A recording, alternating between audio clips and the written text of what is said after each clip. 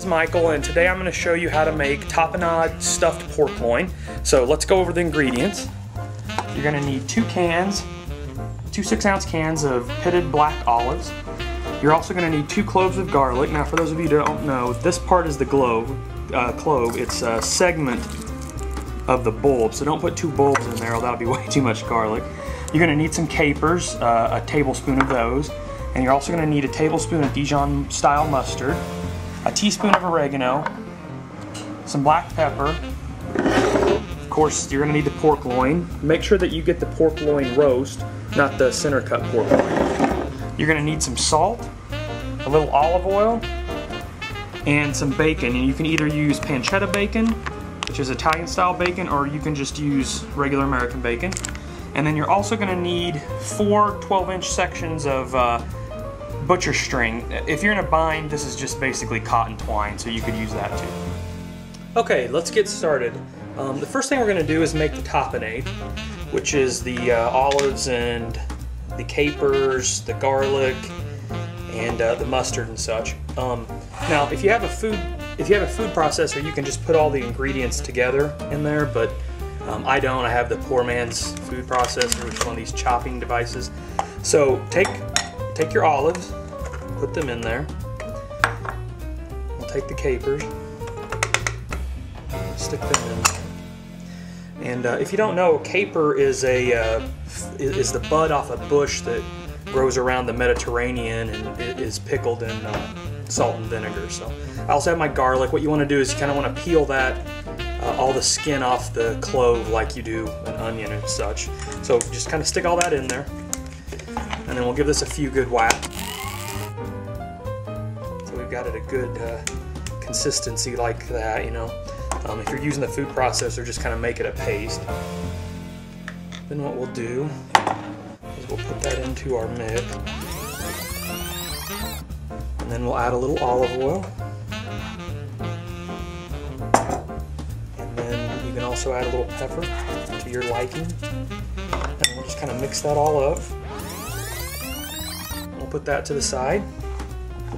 Next, we're going to work on our pork loin. So take your pork loin out of here, and the idea here is that we want to kind of trim up any of this fat that's on there. Okay, once you get all the fat trimmed off, or as much of it as you can, then what we're going to kind of do is we're going to cut it like this, about 1/2 inch from the bottom. And the idea here is that we're going to kind of cut it and then unroll it. Keep slicing until you get almost all the way to the back.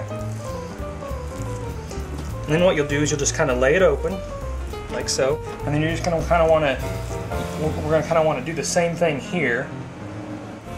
On the end, we're going to cut it here. So just continue to cut like this, and then just continue to lay that back like so. Doesn't have to be perfect. And I got a little more fat in here. I'll try to trim out.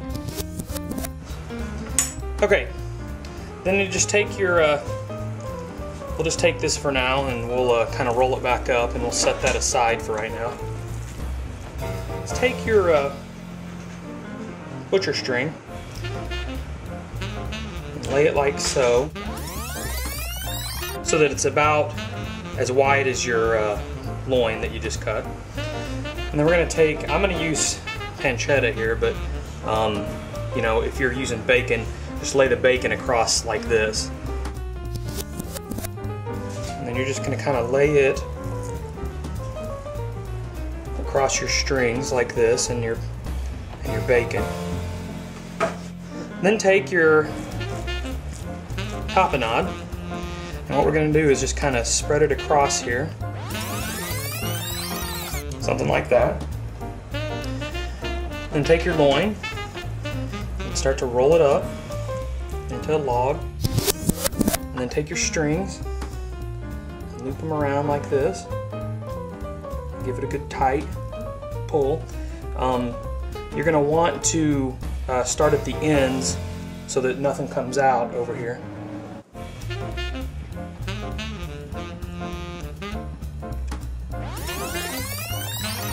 Cut off any your excess string here, like so. and then we will take that out to the grill. Here we are outside of my grill. So what we're going to want to do is set up our grill for indirect grilling. If you have these baskets that can separate your coals, that's great. If not, you can just kind of separate the coals and put them over there. So set your baskets like that if you have baskets. Then what you're going to do is take your dripping pan, kind of set it there so you look something like that with the dripping pan in the middle. Then next what we're going to want to do is take our coals, and I already got mine over here, they're nice and hot, see? And then you're just going to kind of want to dump about half of them in this side, about half of them in that side, something like that. Then go ahead and take your grill cover and set it back on there.